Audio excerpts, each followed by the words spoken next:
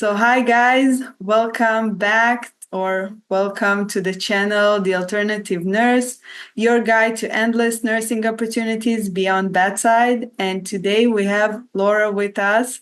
So, Laura, hi, great to have Hi, you. thanks for having me. Yeah, so tell us a little bit about yourself and what you're doing. Well, I right now I currently work for a pharmaceutical company as a sales rep. So I am, as you guys know, a nurse by trade.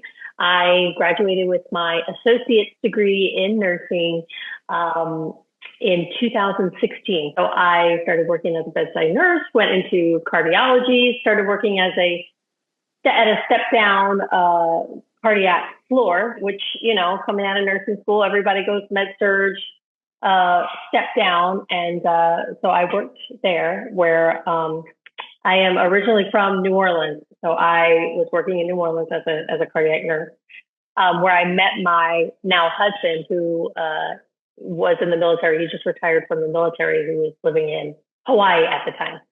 So we did a little bit of long distance, and then I moved out to Hawaii and saw that as an opportunity to change specialty. So I kind of went into more critical care role, but still at the bedside and still doing shift work and making a difference in patients' lives, and loving it as a young 20-something nurse. And after living in Hawaii, we now live in Huntsville, Alabama. So we got stationed out here in Huntsville, and right before COVID. So we came out here in October of 2019, where I switched specialties again. I've been a nurse for 5 years. I'm kind of getting a little burnout. You go from med surge to clinical care, and then you're just like, okay, I need a break. So I came to when we moved to Huntsville, I moved into PACU, so the recovery room post anesthesia care unit, which was actually it was a good it was a good position. It was the biggest thing that happened, though. The biggest catalyst of the change that happened in my life really was COVID. I was working in the recovery room of a hospital who did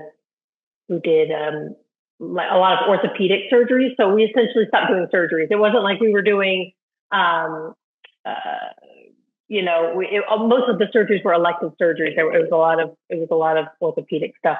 So I essentially had no job, and I, like a lot of not just nurses but people all over the country, I took COVID as a opportunity to do something 100% total 180, do something totally different. And so I said, I can't be at the bedside anymore. I took a COVID contract, a travel nurse contract, to kind of bridge the gap while I didn't have a job during COVID. And, working on a COVID floor in a COVID unit is in New Orleans, which was one of the biggest hotspots. It was very just, how COVID was. It was draining. It was, emotionally, physically. And so I used COVID as an opportunity to really do a total 180. During COVID, you came back to your parents, to your hometown, right? I did. So I still had my house out there that I was renting out to some people that had just moved out. So I had an empty house, and I brought a mattress, my dog, one pot, one pan, a coffee maker, a fork, a spoon, a knife, and a coffee cup. Like, that was it. And I camped out at my house. And, I wanted to be close to family. My mom and I brought my dog with me. So my mom and I would, like, walk our dogs on other sides of the street from each other, just so we could hang out, on the other side of the street and Yeah, walk the dogs. COVID was a crazy time. Yeah. Yes. Yes. Yes. So, and when you go to nursing school, and when you get out into the world of nursing, especially if you go to the hospital setting, the biggest thing that people tell you is, nurse practitioner or nurse anesthetist. You go into the hospital, you work with a lot of, like, these APRNs, these nurse practitioners that are, like PA level, like just mid-level providers. And so you start seeing, well, there's other opportunity out there, but at least the only thing that I knew of was nurse practitioner or CRNA. So you start thinking about this kind of thing. Do I want to go back to school? Do I really want to do all, and at this point I had gone back and got my bachelor's. I went back online and, it took me 3 years, did 1-2 classes at a time just to get my bachelor's. So at this point, it was really like a turning point with COVID. And my mom was in pharmaceutical sales for a long time. She still is. And, she said, just give it a try. You can talk to people. You can, you just start applying for places, use what you know and use what, how you can speak to physicians and just try. And so I said, okay, I'll try. And when I tell you, it was a learning curve.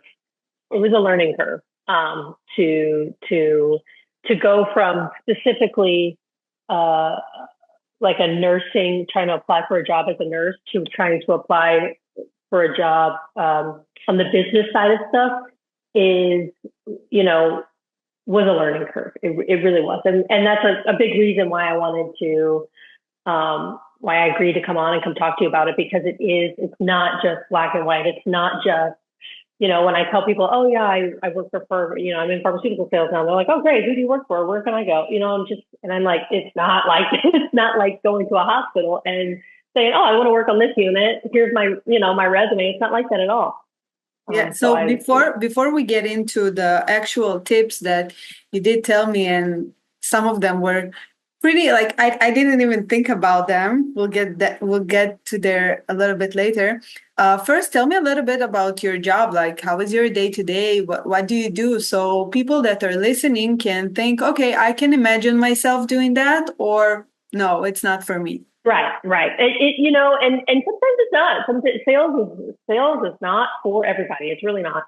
I work from home. However, I will say that with the biggest all caps, however, most sales jobs are not home based. Most of them are going to be field based. However, it's local. So my day to day is really in any pharmaceutical job. The bottom line of any pharmaceutical job is education, education, education. So you work for any sort of company. You're selling any sort of drug or whatever it may be. Your day to day is you're speaking with physicians and people in the clinical setting or the hospital setting or whatever it may be, and you're educating. That's what we do as nurses. On a day to day basis at the bedside is you're educating. You're educating about procedures and whatnot. But in my role that I am in now, in any pharma role, you're educating about whatever product it is that you're selling. So you may be speaking to physicians or not even just physicians, but mid-level practitioners, people, down to the front desk receptionist. You're building relationships and you're educating people on your product. Is the best way to describe it, and that's your day to day. You're going around. You have something that you're subject matter expert in, and you are going around to educate as much people as you can in order for them to make the right decisions for their patients at the end of the day. So in our conversation before, we were talking about how nurses are really good for this position, and I believe that they're the best that it can be. I really want to hear your opinion on that, but we did talk about the fact that nurses can talk to doctors, they feel more comfortable. And also, obviously, we have the knowledge before that, the knowledge that we acquired in school, the knowledge that we acquired while working in our clinical area. And like, what are your thoughts about it? Well, definitely in terms of having those conversations with healthcare professionals, when you're having that clinical conversation, I don't know if I would say the best, but I definitely feel very comfortable having those conversations. I feel, excited because I like that down to the cellular nitty gritty, physiological level of how something works, whether it's a drug, an intervention, a surgery, whatever it may be. I like to have those conversations. I like that, it feels less like a job than than a teaching moment. Like I'm having a conversation with a physician that trusts me to know what I'm talking about because I have 8 years of nursing experience behind me. So it has never done anything besides help me being a nurse in terms of if I, applying for jobs or speaking about, my products or whatever it may be. Being a nurse only helps. It only helps because you have that understanding. You have that, you're able to confidently speak about things that you know about, right? So if you're a nurse that's been working on a transplant floor and you want to go work for a company that sells transplant drugs, oh my gosh, they're going to love if you've been a nurse on a transplant floor because you can have those conversations uh, eloquently and professionally, and they trust you to be able to have those conversations. So it definitely helps, and I love having my little Laura Jackson RN BSN, on my email signatures for every email that I send out in my day to day job. Like it's great and people like it for sure. That's perfect. So I think that this will be a good time for you to tell me those great tips you have for people that do want to go into the pharma industry and they feel intrigued. And let's start off with listing your skills because you were saying before that applying for a job in the pharma industry is not like going to a hospital and saying, okay, well, I want to work as a nurse here. So, how do you change your resume? How do you tweak everything to actually list the skills that you think they are relevant? Yeah, and you know what, Dana, that was one of the biggest learning curves for me. My first, couple of applications that I was throwing out to when I first started applying to these places, back in 2020, and oh my gosh, my resume was just terrible. And it wasn't terrible. It wasn't tailored. You guys really have to tailor your resume to the job that you want to get, right? So, if you're going to go apply to some sort of pharmaceutical company, they do not care that you know how to do a sterile dressing change. They don't, not that they don't care. I won't say they don't care, but, it's very impressive, that you're a nurse and, but it's the business side of things. So they want to know, did you hold any leadership positions on your unit? Did you implement change? Did you implement change on the unit that benefited either patients or staff? Did you save the hospital money? Did you make the hospital money?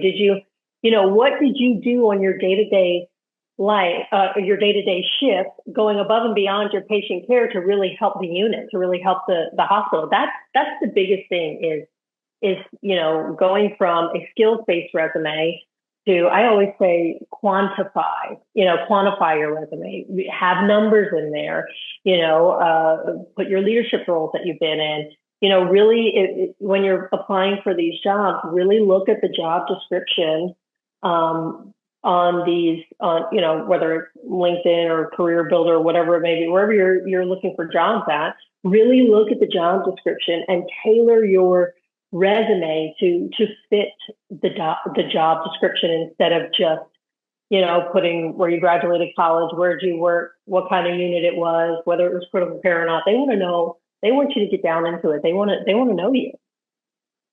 So if let's say I'm a nurse and I only work med surge, I don't know, like 3 or 4 years, and I don't know if I have any of those skills or if I implemented any change or did any leadership role. So, but I really want to get into the pharma industry. So, what do you recommend that I can do?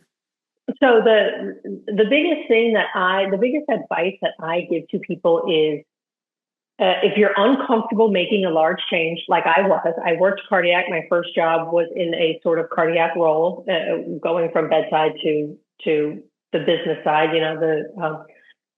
So I was scared to go into anything other than cardiac. Cardiac was what I knew, was what I worked.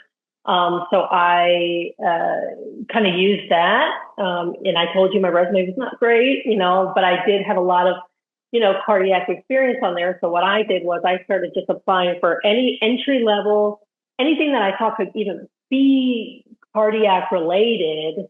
I started applying for every entry level cardiac job that I could find that was in my area. Um, so when in terms of like a med surge, when you start, you get away from the skills base, right? But you start time management, right?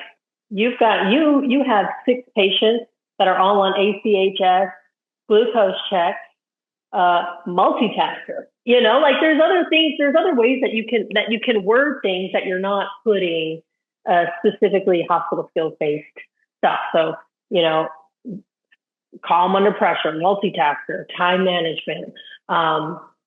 If you've never been a charge nurse, if you've been, a preceptor, you can mentor, precepting, leadership roles. There's so many other things that you can do that are not lies, they're not false, but they're not, you're not putting blood sugar checks, so there's other ways that you can, high stress environment, going above and beyond. You've stayed, staying until the job is done. If you have something that's, popping off on the unit at 6 p.m., you're not going to get out of there right at 7. If you're calling a rapid response at 6:30, you're going to stay. So you're showing your dedication. There's things that you can kind of tweak and twerk and do what you can do in terms of your resume. But I'll say, in terms of what I did was just I stuck with what I knew and put in the work with my first job, and then started kind of building it up from there. But there's definitely ways that you can word it, for sure. That's really good ideas. And also, I believe that like pharma industry is mostly about getting in, and then you can go up and do other jobs, or even if it's a big company, you can work your way up the Right. company. Well, and a lot of these companies have different arms, right? So you'll have most companies have a renal division, a cardiac division. Some people do transplant. Some people do, it's so that you don't have to stay within the same. And sometimes you want to. I mean, it's up to you. But you're right. Once you get in, that's the hardest thing, and you don't necessarily have to know somebody to get in. I didn't know anybody. I just started applying, and following up is very, very important. Following Well, up is yeah, very we were important. talking about LinkedIn also. You were saying, if I remember correctly, to follow all pharma industries, and that's why. Go on LinkedIn. LinkedIn is like Facebook for corporations. Go on your LinkedIn, beef up your LinkedIn. Go, I'm on LinkedIn all the time. It just and not even just for jobs, but you're keeping up to date. Every time I open up LinkedIn, I learn something new. Companies are always posting about new technologies, new things.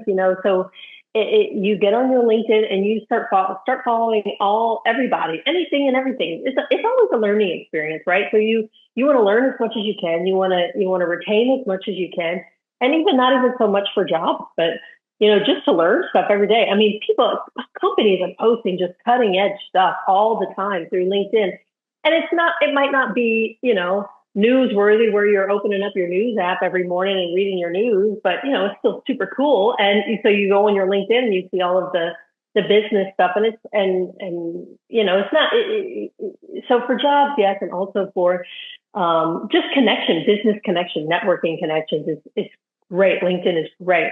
So I definitely encourage getting on LinkedIn. I definitely encourage beefing up your LinkedIn. I encourage following everybody you can follow. And LinkedIn also posts a lot of jobs. So you'll see a bunch of jobs. So once you start following the I don't even want to say companies. Once you start following certain accounts that post things that you like, it's just like any other social media. The algorithm will start pushing jobs out that it thinks that you may want, based on what it is. But LinkedIn is huge. LinkedIn is huge. Social media in general is Yeah, huge. social media in general, and especially LinkedIn for jobs. And you were also saying that the difference, like between getting a job in a hospital and getting a job in the pharma. So if I'm as we said, a med surge, 3, 4 years of experience, I will just start applying to everything that I feel relevant in my area, in where I live, right? Yes, Because most of yes, the jobs are, yes, yes, 100%. It is territory based. You would not, if you live in Florida, you're not applying for jobs in Chicago. Like it's territory based. So of course, if you live, in a more populated area like Chicago, there's going to be a lot more jobs than there are in, I don't know, some obscure town. And I will say, the more rural you are, like outside of city limits, the larger the territory seems to be. At least that's what I found in places that I've worked before. Because you if you had taken like a city like Chicago, everything's so concentrated down to, you may have a couple of reps just in the one city of covering the one city of Chicago because it's so dense. But then you may have, two reps that cover the entire state of Alabama just because it's not, so you have to be aware of that as well too. But yeah, it's definitely territory based. You're going to be out in the field every day, but it's not a bad out in the field. It's one of the most rewarding. It's one of the most rewarding things I do because, I you feel guilty as a nurse when you feel so burnt out and you can't give yourself. I started having kids. I can't give 100% to my family because I'm trying to split it up between, super sick patients. And, it really starts to weigh on you and feel really guilty. So in this role, I feel as if I'm just removed. I'm still making a difference in patients' lives every single day. I'm just, a few steps removed from that, right? So it still is that,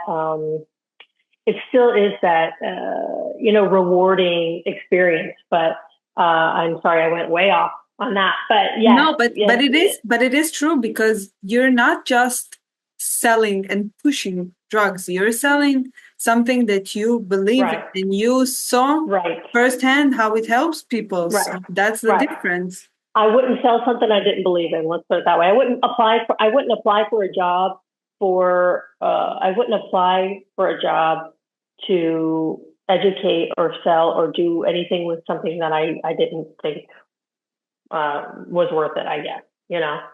So you feel, not proud, but just like I helped make that happen, like I helped make that happen.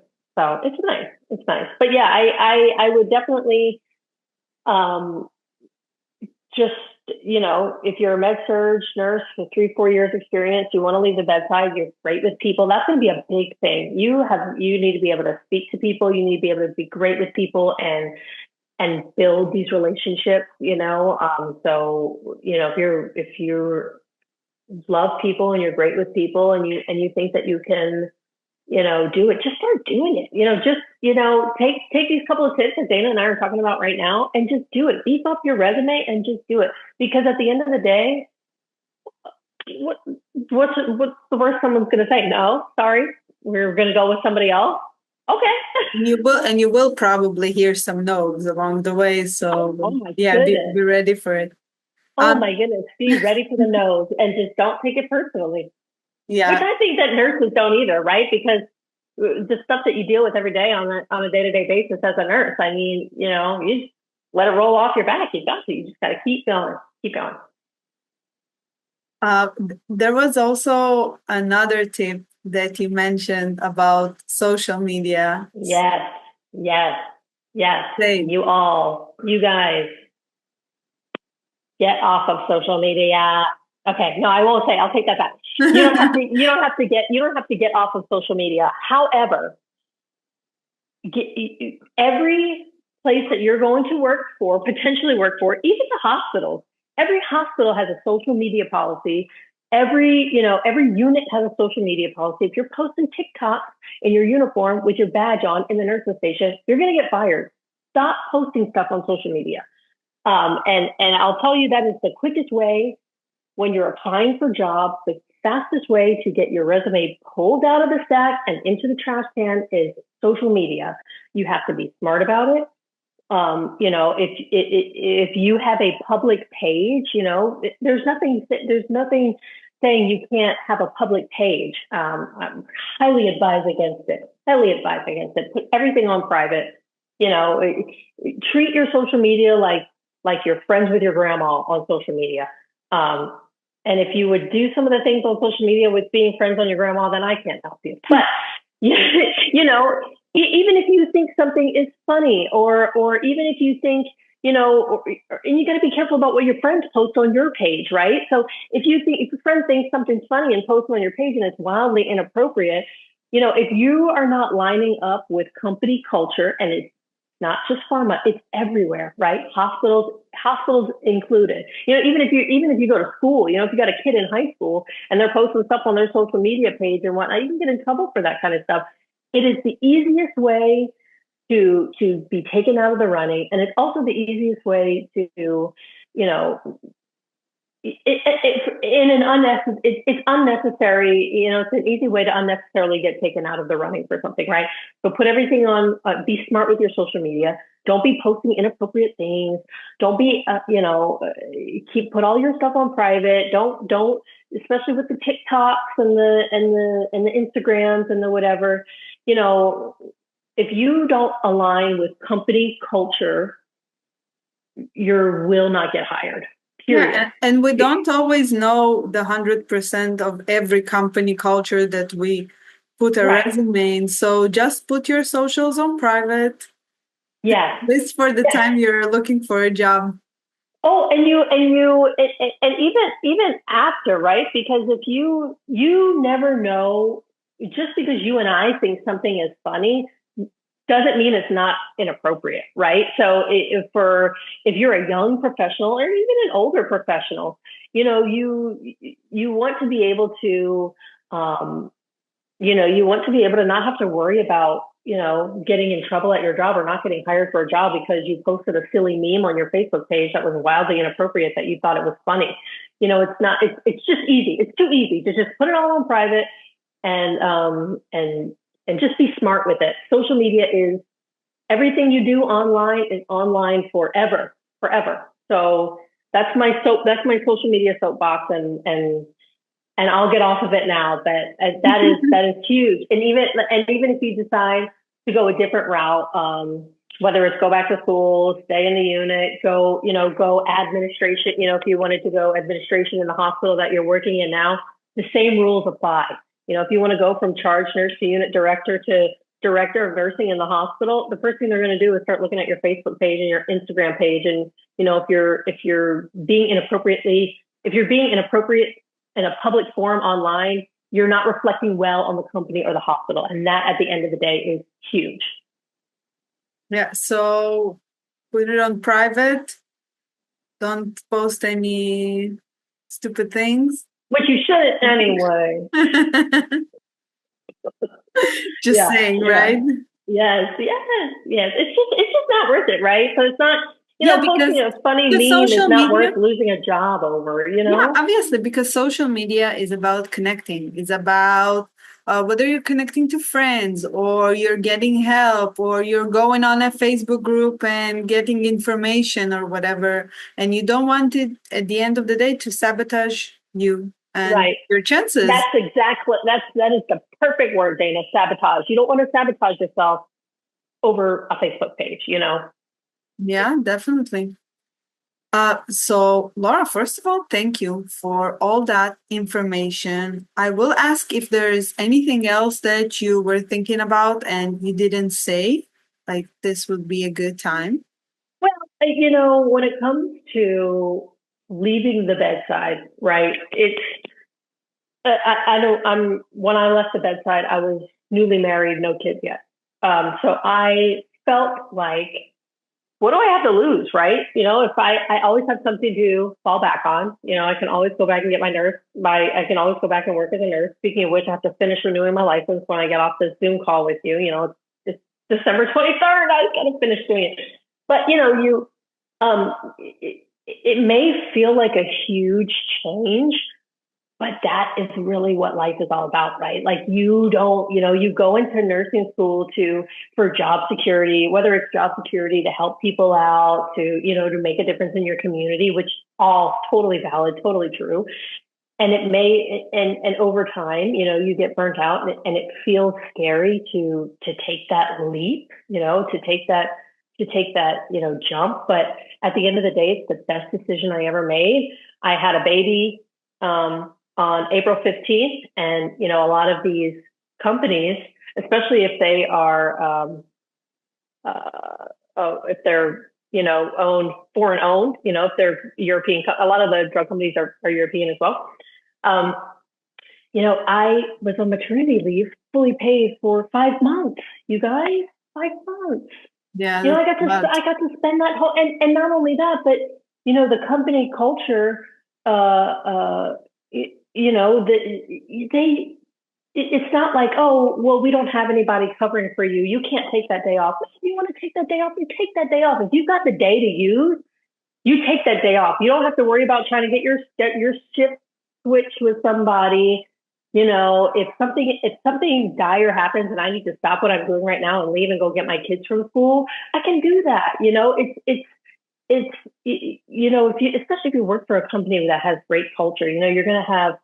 I'm sorry, I'm trying to wrap it up, but I had No, forgotten to because speak with because you. I understand what you mean. Because when you work in a hospital, it's like, okay, you have six patients, let's say, Yes, and you need to take care of those six patients. So if you're going, someone else needs to take care of the six right, patients. So, right, and right, every time you cannot work, it's right, a trouble for the manager. right, right, And here right, it's a bit of a different right, role, and other people can cover for you, right, and right. it's just Well, a and different job. it's not even necessarily that they cover for you, because you're within a team, but you have your own territory and whatnot, and you want to be home for Christmas. Oh my gosh, I forgot what it was like to work on Christmas. And before, when I was working at the bedside, I always felt guilty because I was in my 20s where I was working with nurses who had small kids. I always worked Christmas. And now that I have two kids of my own, I'm like, I could not imagine being at work on Christmas right now. I couldn't imagine being at work on, New Year's Eve, where people are running into the ER because they blew their hand up. Like, I'm just like, oh my, it's, if you're going to do it, just do it. The benefit outweighs the risk tenfold. You're going to get, better vacation time, better pay, better maternity leave. You're not working weekends, you're not working holidays. You still feel like you make a difference in patients' lives. You still are a part of a team, and if you get a company that has great culture, I mean, it's just 10 out of 10. 10 out of 10 recommend. And also you can never know how you will feel and how the job will be unless you will Right, do the change. right, right, Oh, right, yes. And also, we right, can always remember that your first job was a cardiac related job, which was right, a good transition for you. So, if you have right, something that, if someone is listening and doesn't know how and he's really scared, so go with what you know, go with something right, you're familiar with. right. Exactly. And I'll say my last piece of advice: don't let your nurse's license lapse. I have to finish mine for this year, but that's a big thing, right? Because you got your nursing job to always have a job. Letting your nurse's license lapse just because you're not at the bedside anymore is you don't need to do that. Just do your CEUs, keep it active, because you never know what's going to happen. You never know. And you got that degree because you always wanted to have a job. Even if you live, my mom has been away from the bedside since probably 2004, and she still keeps it active. You never know, So always keep your nurse close and active. Laura, can I ask you a final question about why did you get into nursing in the first place? So, I tell everybody, nursing was not my first choice, but it was my best choice. My nursing was my third major in college, and it was the last opportunity, because my mom's a nurse, and she said, "Look, I'm going to give you one more chance to go back to school. And I was living in New Orleans, bartending, thinking I was going to be a bartender, a cool bartender for the rest of my life. And, and all my friends are graduating from their 4-year universities. Everybody that I went to high school is starting to graduate college. And I'm kind of looking around like, oh my gosh, what is so my mom was like, look, you got one chance. I'll pay, I'll send you to nursing school. This is my associate's degree. So like, I'll send you to nursing school and this is it. So I said, okay, I'm not wasting this opportunity. And that was in what year is it? 2024. That was I graduated in 2016. So 8 years now, 8 years that I've been the best decision I've ever made. I've been able to get a job in New Orleans. I've been able to move to Hawaii and get a job within a couple of weeks. You can get a job wherever you want, however you want. You want to work in a clinic, in the hospital, go into sales, go into, nurse practitioner, go into CRNA, go into, utilization review. They got nurses doing insurance reviews. I mean, there's so much stuff you can do. And I'm so glad I did it. That's right. And that is why we're talking right now, because there are so many opportunities and like you can do whatever you want. And just the fact that you've been stuck in your job right now doesn't mean that you have to be stuck there. All you need to do is just open your horizons a little bit. And that's crazy. And I bet you were a good bartender. So I don't know, maybe you did miss like a lifetime opportunity. I don't know. Oh my goodness. No, when you're, now with 2 kids, I guess it'd be great. Look, I am born and raised New Orleans. I will never get rid of my 504 phone number ever. I'm so proud to be from New Orleans. I tell everybody, but it can only get you so far, right? Yeah, definitely. Yeah. Well, Laura, thank you so much. It was such a treat and very, very interesting conversation. And really hope that it helps and will help a lot of people. And thank you and Merry Christmas. Merry Christmas. Now I need to go do my CEUs.